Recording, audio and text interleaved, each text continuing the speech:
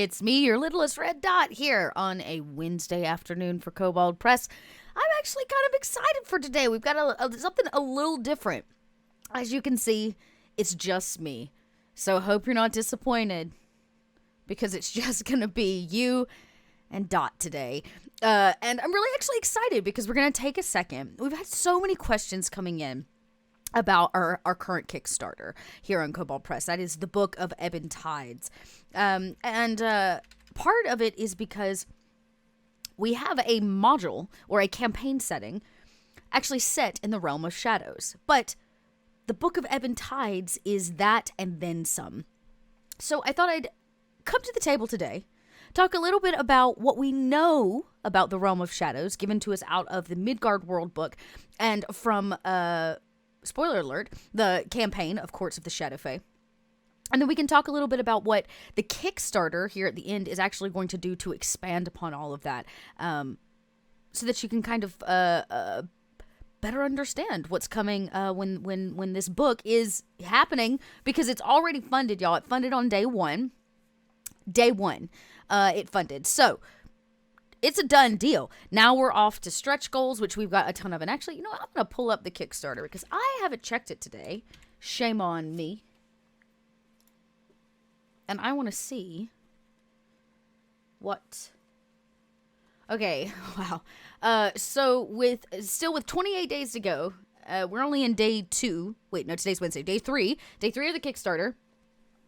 We are almost at $88,000, backed by over 1,100 people. Just ridiculous. Y'all are ridiculously awesome. You're ridiculously awesome that we've made it to this point. So it's very, very exciting. And that means I believe we've reached actually a couple of the stretch goals already for the Kickstarter. I think actually, I can share this with y'all. Check this out. Look at me go. Look at Dot go. Boom. There we go. Okay. So, first off, you're getting to see, multiple books, right? So it's actually the setting guide, and then it's like an anthology of games, of prompts, of hooks for things to run your players through. Adventures, as they're called. Tales from the Shadows. There's a couple VTT packages, of course, but y'all, look at the special edition. Can we just stop and look at the special edition for just a second? So beautiful. Just, I can't even. All of the things. Where are my here we go. Okay, so add-ons. There are some add-ons and extras, but oh, how is this the first time I'm learning that there are dice? Y'all, I want a set. Hey, I work for Kobold Press and I didn't know there were dice. Oh, I'm really excited now. Man, I'm excited. Okay, yes. Okay, here we go. This is what I was looking for. Stretch goals. Boom. So we've already reached the patron goddess of necromancers, which we did not get to talk about. That was not something that Celeste or Wolfgang brought up in their last chats here on Kobold Press. Or Kobold Chats, so. And then a map of the city fallen into shadow. Ooh, this, okay, so we'll talk about that today, because the city fallen into shadow, you get a little blip, a glimpse of it. And we actually are now going to get a map, which is really exciting. Okay, so here we are. I'm just over the moon with this book. I cannot wait. Okay, so I'm not going to reach for my hard copy, because I want to show you all what the Midgard World Book covers at its basic around the Realm of Shadows, which is actually still quite a lot. And I can, as of a conversation I read today, reassure everyone that in terms of the adventures, about 95% of everything that's in it is completely original, so you're not going to find it in any other Kobold Press product, and it's pretty much the same for the Book of Ebon Tides, that it won't be recycling content from Tales from the Old Margrave or Courts of the Shadowfay. Okay, where did I put that?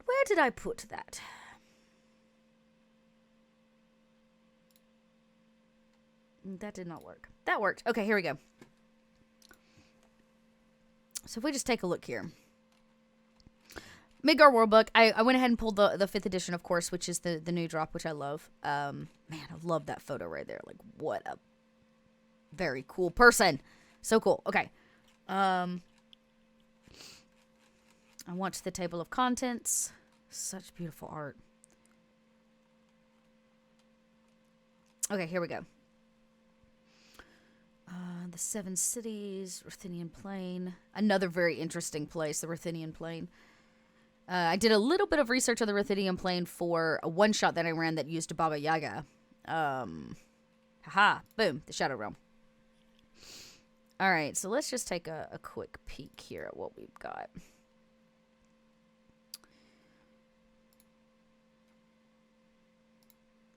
Oh, great question, DM RAR. I think that's how you say it, RAR. They are, yes, the book should be coming somewhere near the end of the month. We're running our big Vault of Magic event on the 30th, where we're going to be bringing in some guests, and they're going to do a one-shot using some of the magic items. So be on the lookout. It is coming. It's like right around the corner. So your timing is impeccable.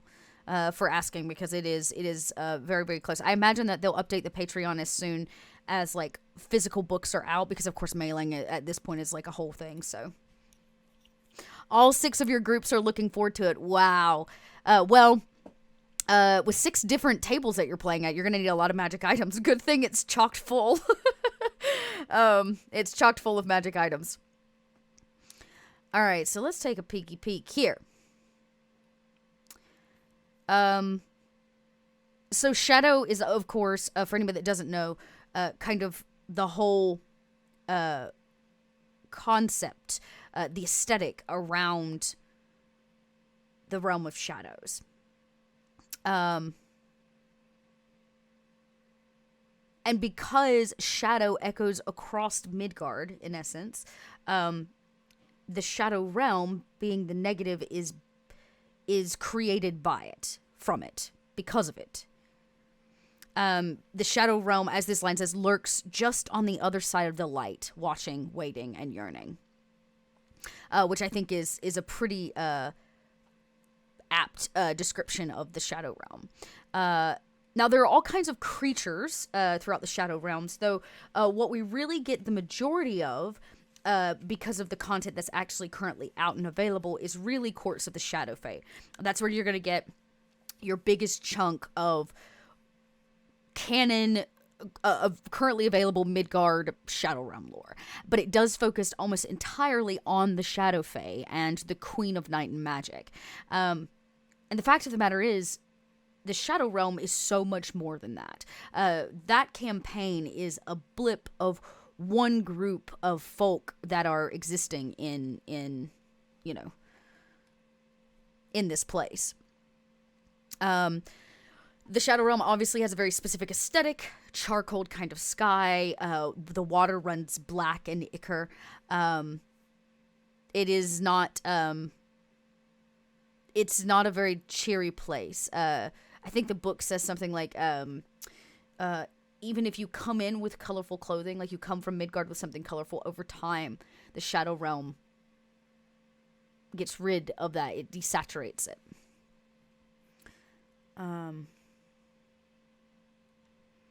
Okay, instead of water, they contain rushing torrents or ripping tracks of pure shadow.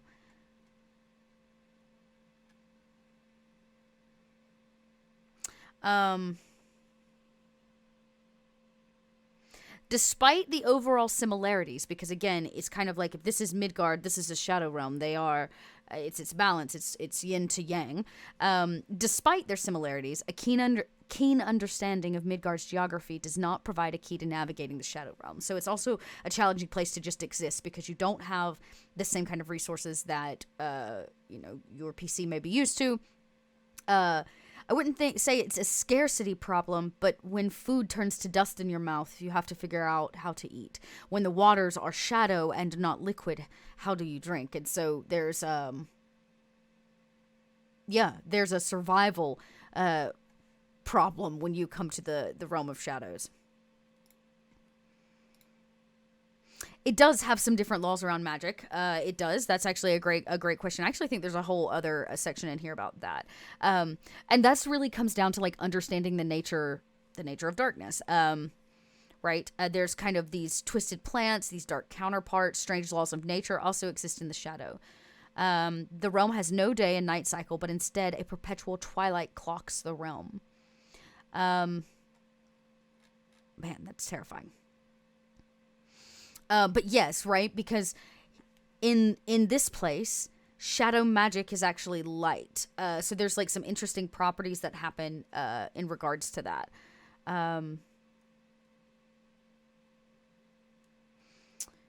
Let's see. So they talk about a few of the kind of natural pieces of the land that you'll find, right? Of course, we talked about the dark water. It runs cold all the time, no matter where it is. So it's considered freezing, I believe, or like frigid water. Oh, I forgot about this. Any creature that dies in dark water cannot be brought back by magical means. I think it has to be... where is it? Here. More powerful magic, such as the resurrection, is necessary to free the creature's soul. So basically, the shadow water consumes your soul because it's connected. I believe the river Styx runs through the shadow realm. Doom sand, which is pretty much, I would imagine, kind of like quicksand. The hungry gloom. The barrier between shadow and light is thin.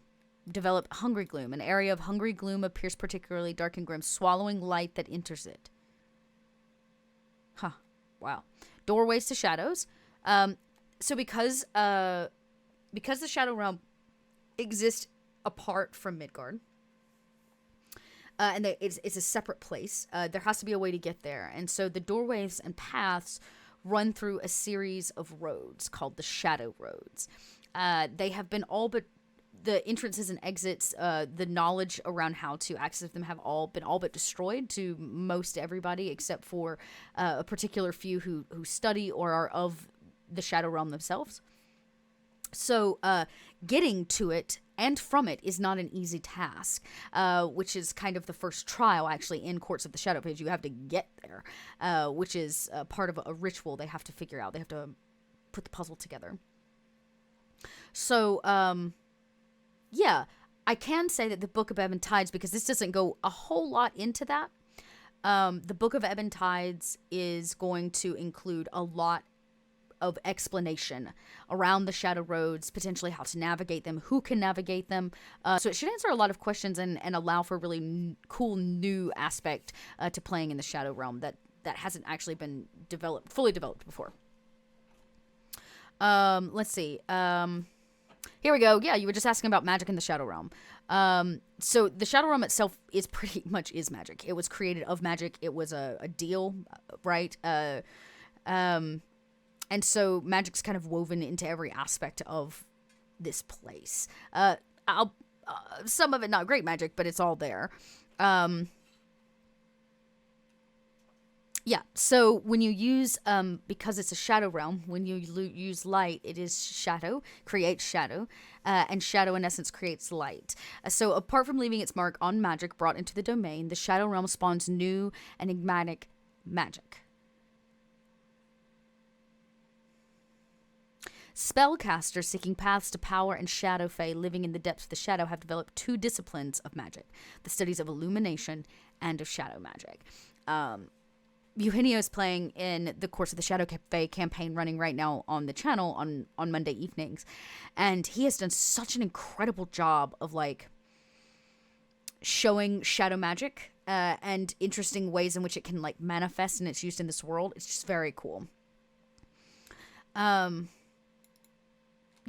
so there's of course the Hedge Mage. The Hedge Maze is mazes and like courtly gardens and things of that nature are all found deep within the Shadow Realm. Especially near the Queen's Court, which of course is one of the main figures on our chessboard inside this place. I was going to see if I had Yeah. So it's a place of trickery as well because the Shadowfay are tricksters, but you've also got a slew of other races like goblins thriving here, bear folk, kind of keepers of this place. They are the opposite kind of balance of the trickery and foolery of everything else that exists here. You have something called the lantern bearers, because of course shadows can't exist without light. So, yeah, these people, the lantern bearers, they bear light and rays of hope to kind of balance the space. What else? Of course, the courts of the Shadowfay, which we can actually dive into if we wanted to. But I did a little planning for that campaign in season 1, which you can go and check out and see. But basically, this location, the court of the Shadowfay, is in direct correlation with the Marguerite Forest. Right, so in Midgard, the Marguerite Forest is right on top. They are polar opposites of one another, if you would. And they have a set of woods, like twin woods, that are shared, or at least in strong resemblance. And there's a shadow road, I believe, that connects them. You can learn a little bit more about that actually in Tales from the Old Margrave, which fills some of that in. But the courts are what you might expect. It's the queen's courts, the queen of night and magic, and her husband, the kind of mad and insane moonlit king. There's some contention there. I imagine there will be some new additions in some way, shape, or form to the courts themselves, even though Courts of the Shadowfay is very vast and there's a lot of information on the courts there, with the status system and other things that you can bring to the table for players.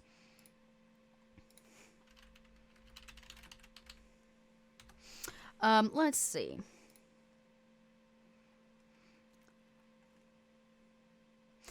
So some of the other, I guess, locations, right? You know what? This is actually good. A lot of people don't know who the Shadowfay are, right? Shadowfay were once elves. They were elves like any other elven race on the face of Midgard. But what we now know as the Shadowfay made some choices when some kind of powerful elves, I think, when things weren't going great for them, they made some bold choices.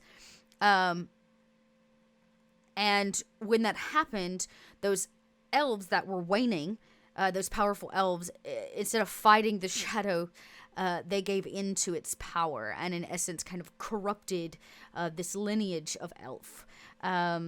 And so better to rule in the shadows, they said, than wither in the light.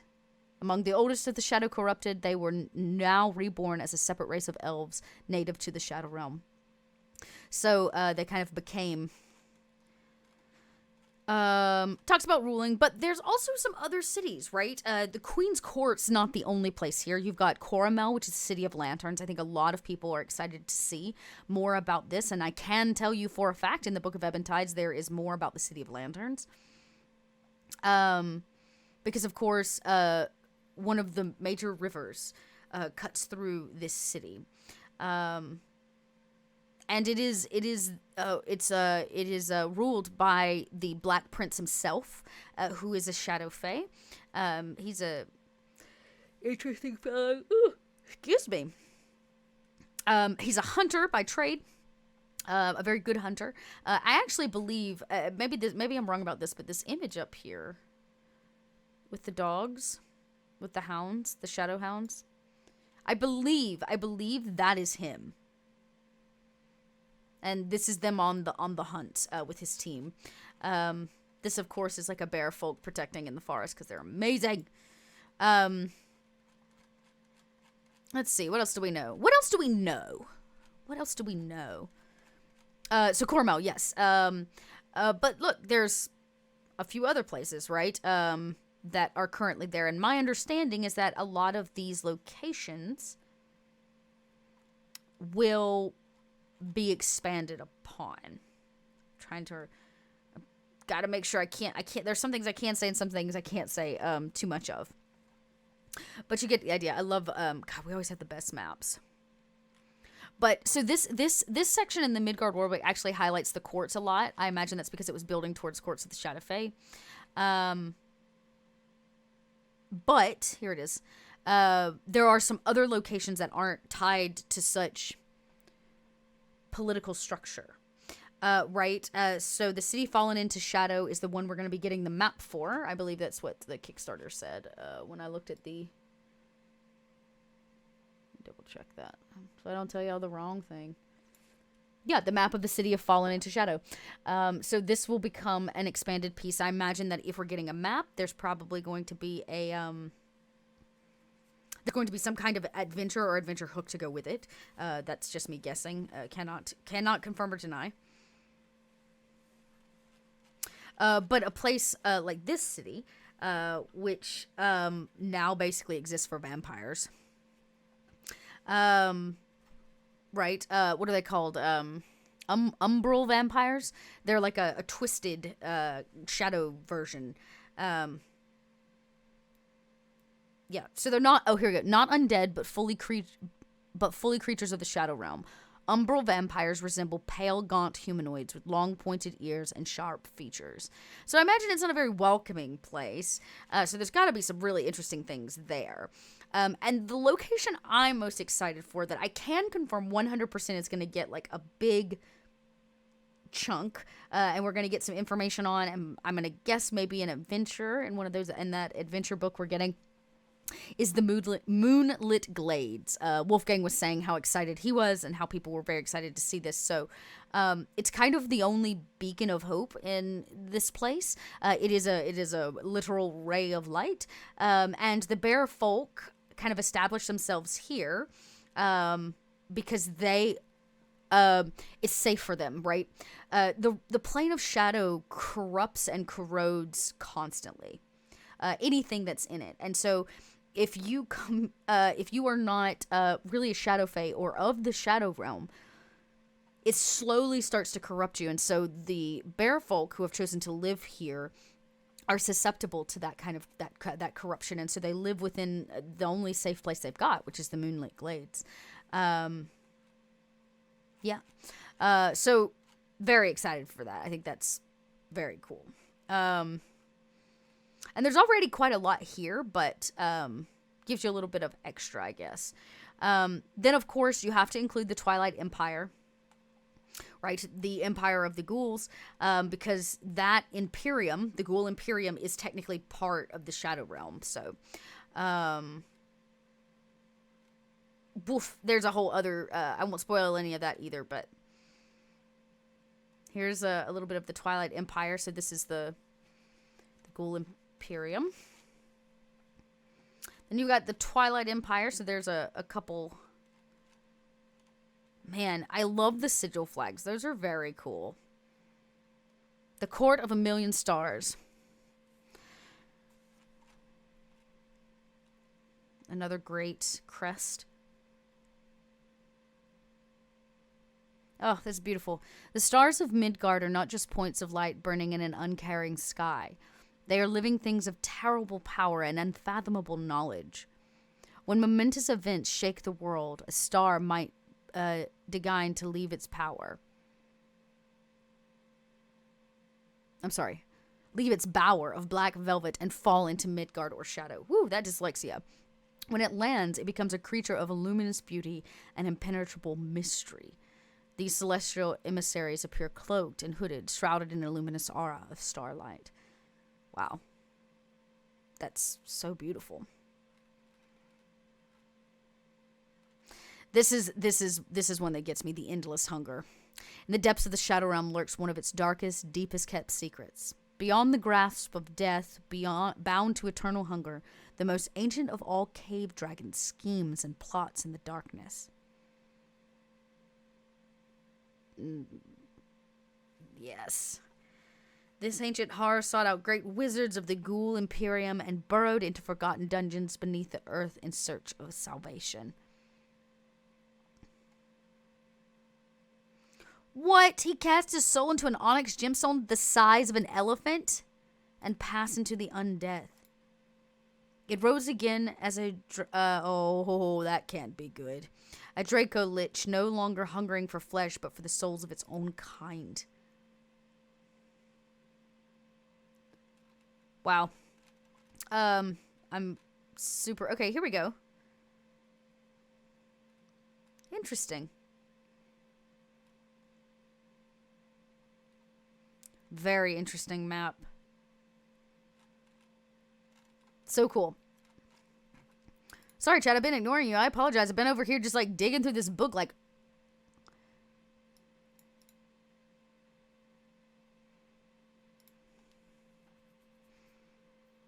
Work lurk. Yep. Thanks for lurking, though. We'll take those lurks. Also, y'all, if you have questions, because I know we've been talking about the Shadow Realm for a while. And I mean, Course of the Shadowfay was, what, last season? So first season was like many, many months ago. But, you know, a lot of people have questions about Midgard. So, if you have questions, or you're like, oh, I heard about this thing, or so-and-so X on the Kickstarter, can you answer, blah. This is a great time. You can always ask me questions while I do this, because I'm both doing research for the Courts game, because they're going to probably finish before our entire season is up. And so my thought was that I'd take some of this new content from the Kickstarter and try to like work it into the end of the campaign as like a fun little ending adventure to kind of cap everything off. And so I'm trying to better understand and learn about the Shadow Realm.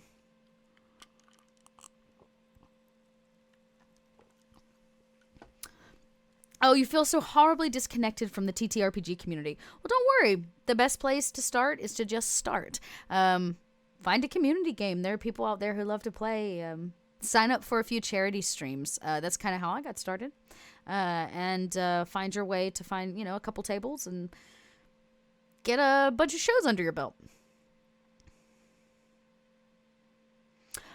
Great question. You're new to the Midgard world, so how much is Midgard based on being a Nordic, Scandinavian realm versus just a recognizable name for a world? Fantastic question. So the Northlands, in Midgard setting is a lot of what you're thinking about, inspired by the Nordic and Scandinavian realm. There's an entire plane of gods, or entire pantheon of gods, which is, hang on, let me swing back up here to the... is in fact inspired by what you would imagine would be like Nordic lore. In fact, I can confirm at some... I don't have dates, and I don't even have a cast yet, but I'm working on it. I'm actually going to be running a short campaign during the holiday season set in the Northlands. So we'll be getting a little Yule inspiration for our... yeah. Now, so you can see, like, there is very clearly specific inspiration based out of the Nordic and Scandinavian lore that you're talking about. I was going to see, do we have the Dark Kingdoms, the Seven Cities, the Southlands? Where is it?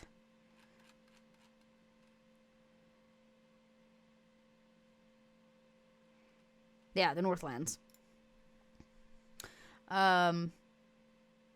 Very different kind of folk in the Northlands in comparison to, say, where you're going to find other things. A land of giants and, yeah, a land of giants, as you can see, and kind of mythological creatures. You get a different kind of seafaring person in the Northlands. A lot less pirating and a lot more kind of Viking-inspired travel and journeying. But you can see, obviously, very much inspired. Wolfheim is there. So, yes.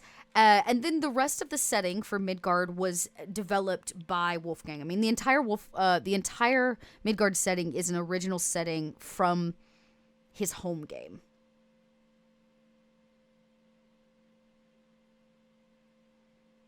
So, a lot of what's in here is original. The world is original and was written by Wolfgang.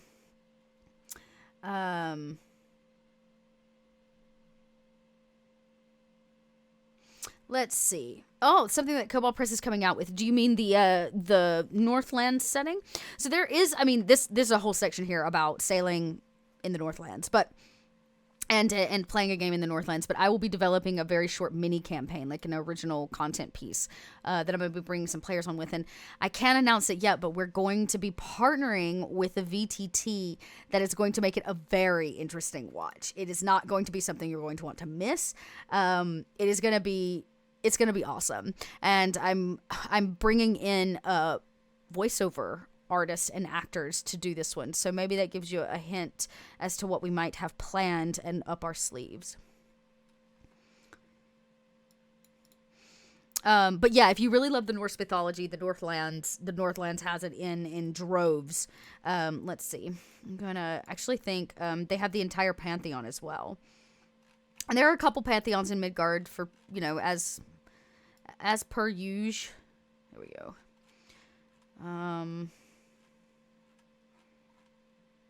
Here we go. This is what I'm looking for. There should be a pantheon section here.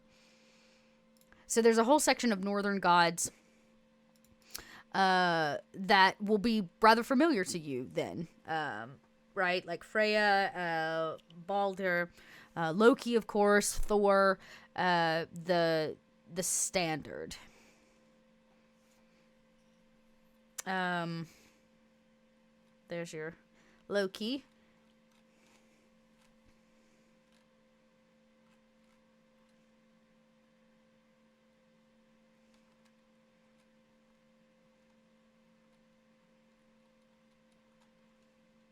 God, the art is always so good. I could just stand here and look at the art.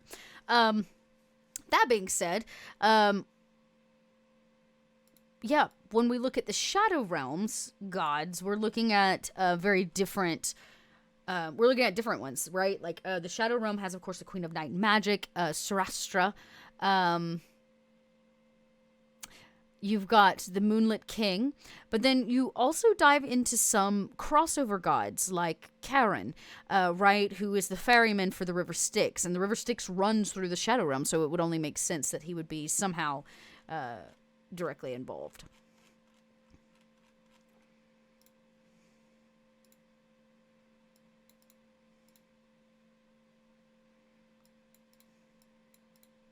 Oh. You were asking about the book.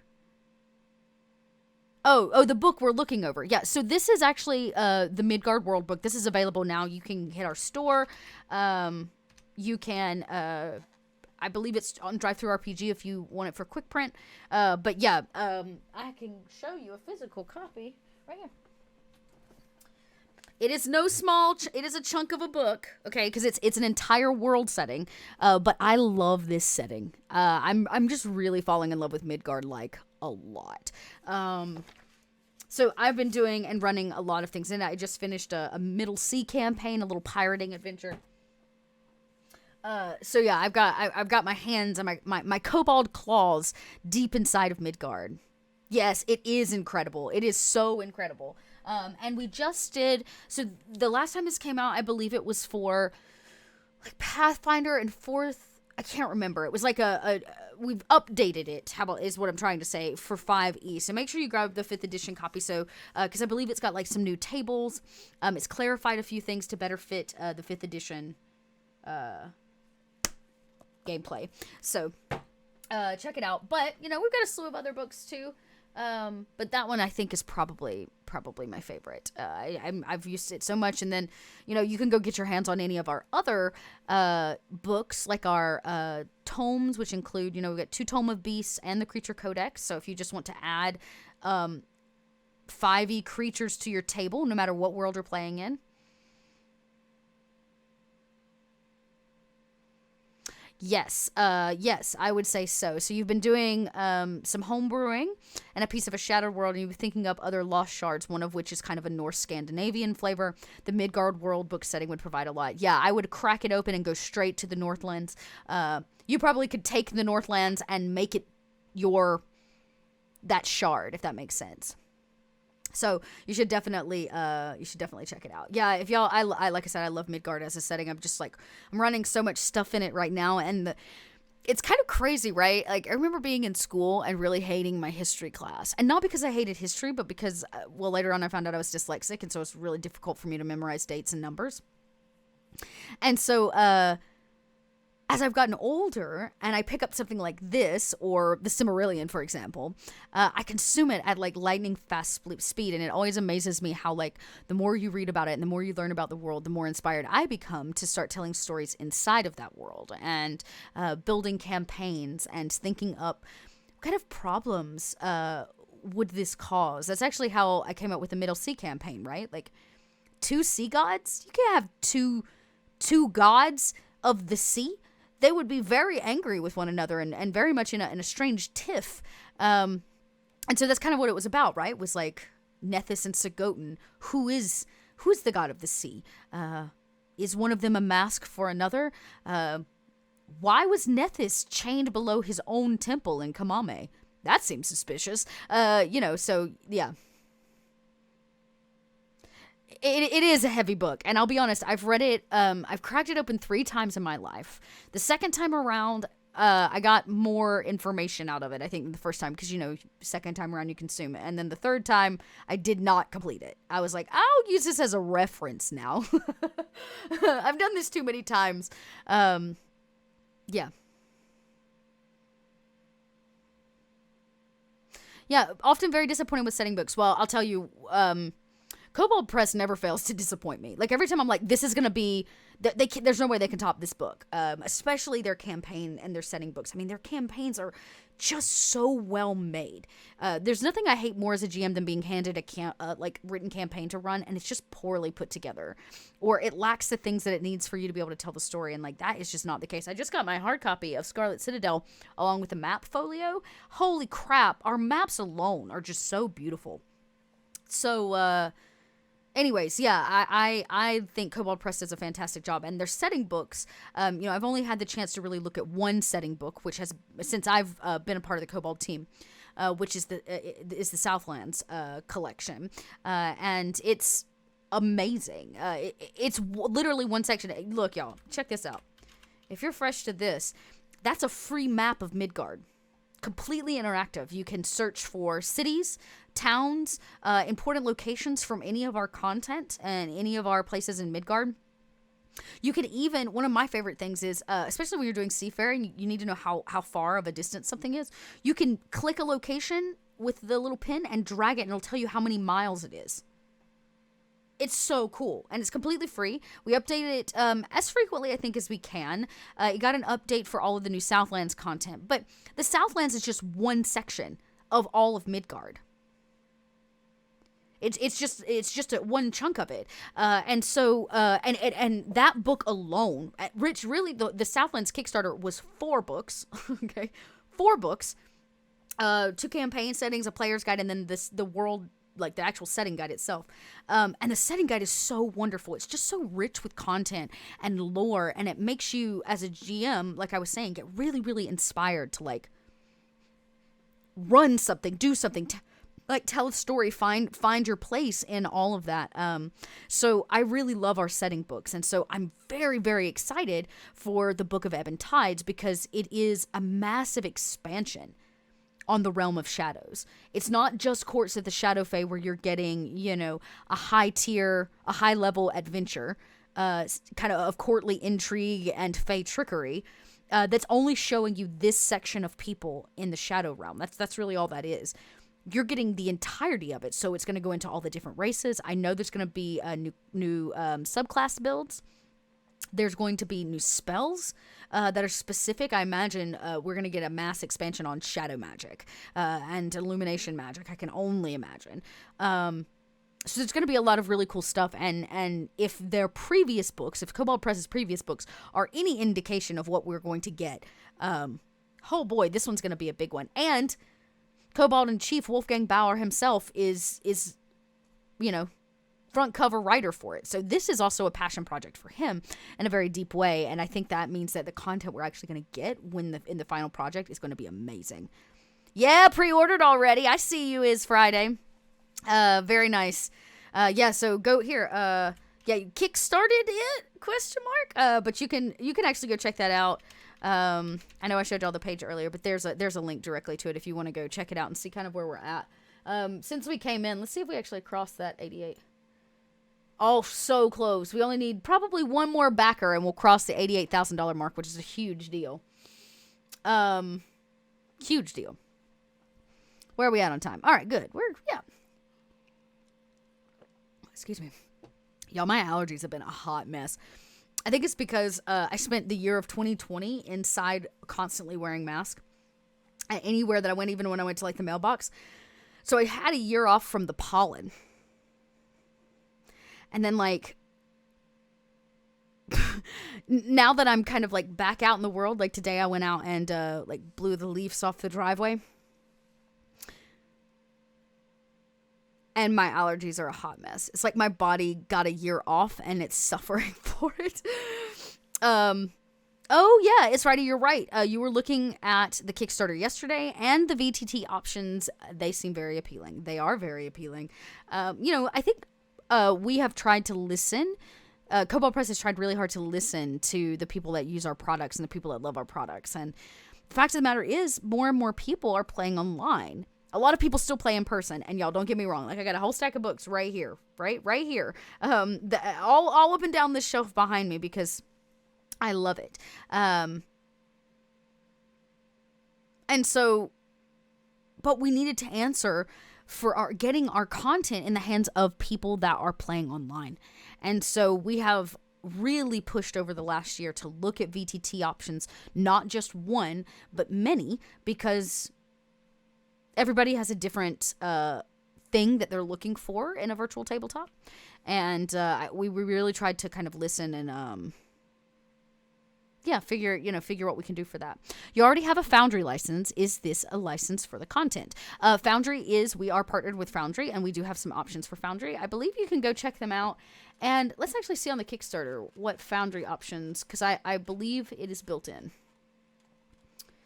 Let's see. We had like I scrolled too far. There was a image with this information so that, here we go. Does look like, okay, yeah. So it looks like they've got a Foundry. Yeah, that's Foundry. So you can just buy the Foundry package for the Book of Ebon Tides, is what it's looking like. So you would get the Book of Ebon Tides, which is the setting guide, and then you would also get Tales from the Shadows, which is the anthology of adventures. And that's a $60 backing, and you just pick your VTT of choice, which you'll get it on. But then you can do some bundling, it looks like, which gives you, I mean, y'all, come on. At the $170 tier, which is the top tier, okay, just let me put this out there. You're going to get both books, hard copy, and in PDF format. You're going to get the Ebon Tides dice, and you're going to get access to the Sirenscape soundscape that is going to be available, and you get to choose one of your VTT of choice to bring it onto. That is legit lit. Look here, I'm going to, you know what, I'm done scrolling through the Midgard world book. I have to show you. Gotta remember this one. Boom. Check this out. Right here. So it is available individually, right? So if you really just wanted it on your VTT of choice, but there are some like packaged options. Okay. Oh my gosh, and then you could just go get everything. Oh, that's gonna be so. I'm sorry. I am so obsessed with this special edition cover. I'm so obsessed with it. It's so beautiful. And these dice, don't even get me. Look at that. I think I'm drawn to the purple and yellow. Those are two of my favorite colors.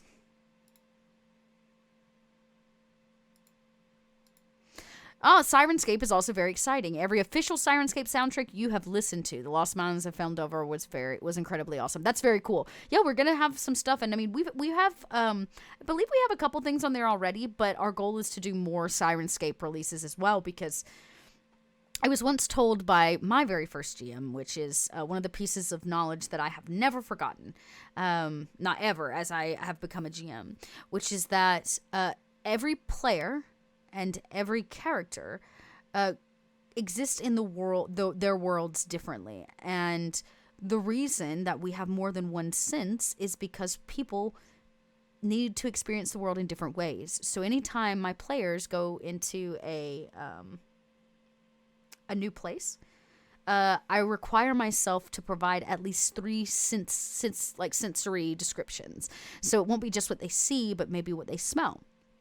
Or maybe the air tastes salty, or they hear ruckus music. But I have to hit 3 of the senses. And I think there's something incredibly awesome about being in a place at this point in time in the world where I don't have to make ridiculous mouth noises anymore. I can use an incredible thing like Sirenscape to get really cool sound effects that draw my players in.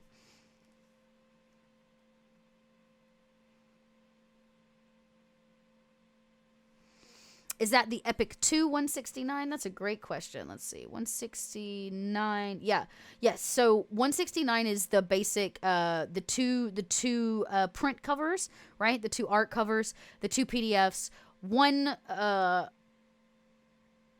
VTT of your choosing, the dice, and the Sirenscape package, I guess.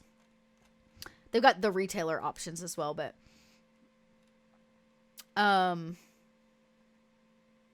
and then you can get the special edition cover here, and then there's a limited edition as well. This one will be leather bound probably and imprinted. So yes, we live in an era where you can find musty dungeon scented candles made specifically for your D&D sessions. Nuts, right? Like nuts. It blows my mind, and I think it's really cool. Like, you know, I know I'm a nerd. I'm a bit of a nerd, and I'm obviously clearly passionate about this industry and this platform as this tabletops as a storytelling platform. I think that's what I'm trying to say. Yeah, that's not made by Jerry and is an illegal lab. Yeah, but yeah, like, I love it. And as somebody that's been a storyteller their whole life, right? Even when I was still a quote unquote professional actor, and whether I was on stage or in front of a camera or whatever it was, I was always wanting to tell stories. And I think my passion for that has come to this point in an era where I can take anyone I want. My friends, my family, people I don't even know that I get to play with from all over the world, and draw them into a story that we all get to collaborate on. And that is just something that you just can't find everywhere. Done, bought. Congratulations. You're now well, I don't know. I'm not sure if you did the Kickstarter or if you got the Midgard World Book, but either way, congratulations. Congrats. So, Epic 2. Nice. Nice. That's awesome.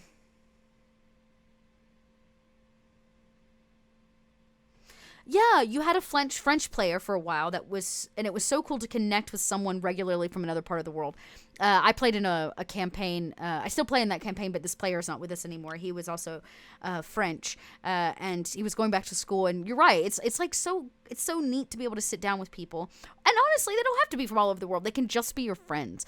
But there's something really unique about tabletop as a storytelling platform, because the fact of the matter is, you know, film and TV, theater, even performance art to some degree, you know, more generally speaking, is a trial and error process and requires a lot of permissions to be able to participate, especially when you're talking about an industry like the entertainment industry.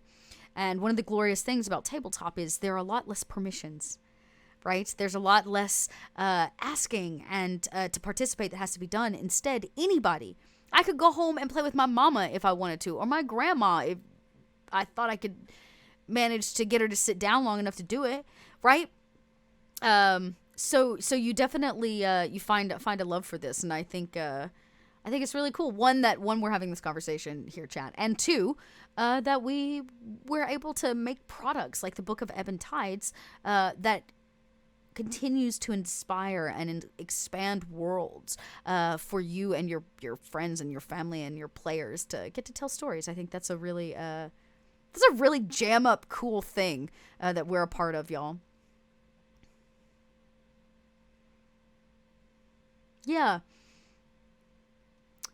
ADHD malfunctioned out of any desire to write for a living, but I've still always wanted to tell stories somehow, and now I get to build or experience worlds together with your friends. Yes, well said.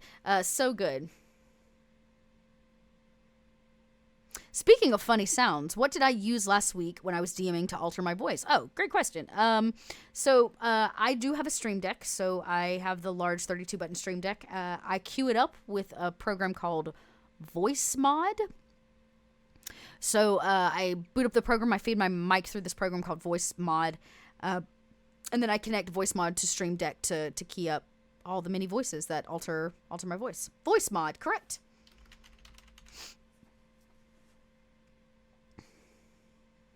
It really is. Telling stories is amazing. Seeing the look of joy on your players' faces when they hit an awesome story point is so satisfying. Yeah, it is. It really is. Or to realize that I love those moments where they've made choices and they're dead set on those choices, and then I don't want to say they regret them, but they realize that like all actions have consequences. Yeah. So, you know, you don't have to have the 32-button Stream Deck. They even have the like mini, which is like only 6 buttons.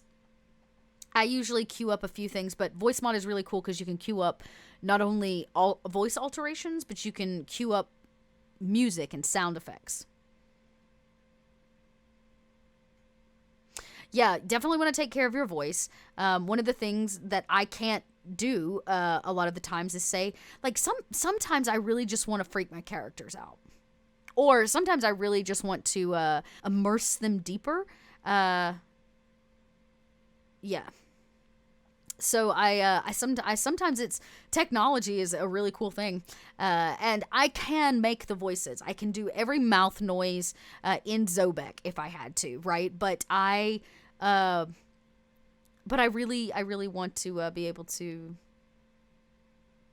sometimes take it a little over the edge, right? Like if I'm playing an ogre, I would love to be able to have an ogre's voice without actually having to kill my voice.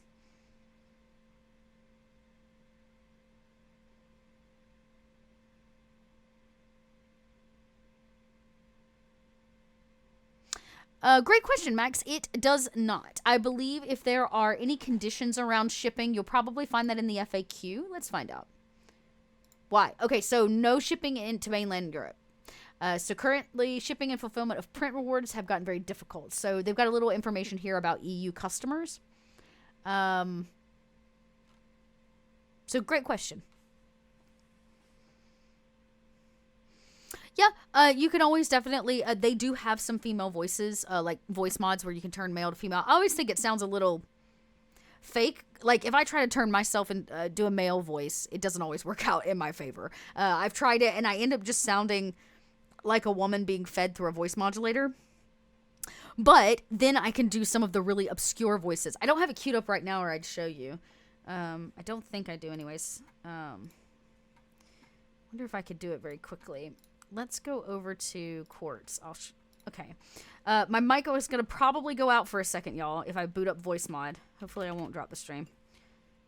Because I did not have it booted up. Oh, hey, welcome in, friends. And we strolled through the Midgard world book. We talked about the Shadow Realm, or the Realm of Shadows, and looked at like what we know from Midgard and what we might be able to expect in terms of new content from the Book of Ebon Tides. I guess that's true if you're a bass baritone. Okay, it's trying really hard to load Voice Mod. I just want y'all to know that. It's trying. I think what I'm going to do is bring us back over here. And I'm going to close this out since we only got 5 minutes left. Now remember, we still have plenty of time right now to Voice Mod needs an update. Dang, I was gonna show y'all, but I can't. It needs an update, and I don't have time. We'll have to do that another day. Maybe we'll do a Kobold chats where I just talk about GM planning and how I do what I do. But don't forget, Book of Ebon Tides. It'll run for the next 28 days, 22 days, 20 something days. Ooh, 28 days. I got it right. Yeah. So you've got about a month to back the project and really get in on this, but the time is now. So you can go get your hands on it. We are hitting stretch goals left and right. And, I always tell people are like, well, why don't I just wait till it hits the store? Well, if you help back the Kickstarter, we get more stretch goals, which means we get more stuff in the book before it hits the shelf. Does the game work in Roll20 right now? You mean the Book of Ebon Tides? It is available for Roll20, but it is in Kickstarter, so currently you can't play it because it's not available yet. We're simply funding for the book to finish being made. Oh, you've been playing a character that worked with shadows since before they were published, things like this. You can't wait. Yeah, this will be a good one. I was just saying, I think, just before you got here, that because magic functions differently in the Shadow Realm, I imagine there's going to be a big section on shadow magic, in fact, as well as illumination magic, which are the two magics that are specific to Midgard. I'm sorry, to the Realm of Shadows in Midgard. Yes, and Kobold Press always sends out extras. That makes me happy to hear. I hope they have some of those extra dice. That would be nice. I'm putting that out into the world for somebody to hear. Hey, Kobold Press. Dot needs dice. Dot needs dice. Well, we are wrapping up. Any last minute questions that I can answer? And don't forget, we'll be back here. Same Kobold time, same Kobold channel next week. I'll probably have a guest with me, though I'm not sure who that's going to be yet. Yeah. Oh, great question. Any sense as to what the whole 5.5 rebuild will do with these modules? Well, I can't because I don't know what 5.5 is really going to look like. My understanding from Wizards, so I can't speak for Kobold Press, but I can tell you what I know about the Wizard side, which is that it's pretty much not going to be a fully new edition. It's going to have some updates. It's probably going to include a couple new tweaks and stuff, which I imagine in exchange Kobold Press will probably release something of a similar vein. When they put theirs out, we may put something out, I'm guessing, entirely. That something will happen. More math rocks. I want more clickety clacks. Please and thank you. Yeah. But I guess we'll have to find out if I actually get my clickety clacks. I'm going to bother Alexander. Speaking of Alexander and the Kobold crew, hey, we're at Gamehole Con. That's this weekend. We are setting up today. Yes, today for Gamehole Con. So if you're headed out to Gamehole Con, go drop by our booth. In fact, Courts of the Shadowfay, which has been out of print for quite a while, is back in a hard copy, physical copy, and you can pick it up at the booth this weekend if you wanted to get a copy of it for yourself. So, yes, go bother Alexander. Tell him Dot sent you. Tell him Dot sent you from the Twitch channel to come check out the booth. And if you're not going to make it out to Gamehole Con, don't fret. We're going to be back out again in December for PAX Unplugged. And I'm hoping, we're still waiting to hear back, but we have submitted for a few panels. So we'll have a few Kobold Press panels hopefully coming down the pipelines that you can come check out. We've got some really incredible guests sitting on it. And for some weird reason, they've asked me to moderate those panels. Bless their hearts. Bless their hearts. So I'll be moderating those panels at PAXU. We'll have a good time and get some questions answered, because I think each three of the panels, which we have submitted for, which again, I won't know yet officially for a bit, but the three panels we submitted for, I think they're each very interesting and unique topics and good ones for anybody starting out in this industry. All right. Well, that is time. It is 4:00. If you are new to the channel today, I just want to say thank you for being here. Thank you for coming to hang out, for asking really smart and fun questions, and for diving into a ridiculous conversation with me about tabletop and storytelling. That was unexpected and quite a joy for my Wednesday afternoon. If you are new here, we'd love you to hit that follow button at the top. That way you know the next time that we go live here on the channel. We are here every Wednesday, but we have a slew of actual plays coming down the pipelines. Kobold Press is going to be partnering with some people. I can say that. Can't say who yet, but I can say we will be. And we're going to have, like I said, another actual play coming right before the holidays, kind of set in the Northlands for a little Nordic adventure, I think. So make sure you follow us. If you don't follow us here on the Twitch channel, definitely make sure to follow us on your social media platform of choice so that you can see those awesome posts that Victoria puts out over there for marketing, and you can stay in the know because, you know, we're out here. We are out here hustling at Kobold Press. So if you think that the Book of Ebon Tides is all you're going to want, we got some other things coming in the future you're not going to miss out on. So thanks again for being here, everybody. Really, really appreciate it. And we will see you. When is the next time we're streaming? Wow, we're not going to see you till Monday. We will see you Monday over here on Kobold Press at 6 p.m. Eastern, 3 p.m. Pacific for the continuation, of course, of the Shadowfay Season 2. And if you just want to get caught up on some of our actual plays, because we've had quite a few, you can head on over to our YouTube, Kobold Press. I think it's Kobold Press Games on YouTube. But you can go over there. We've got everything archived, and you can take a peek at some of what we got. Until next time, friends. Be awesome to one another, and I will see you here next Wednesday for another Kobold Chats. Bye.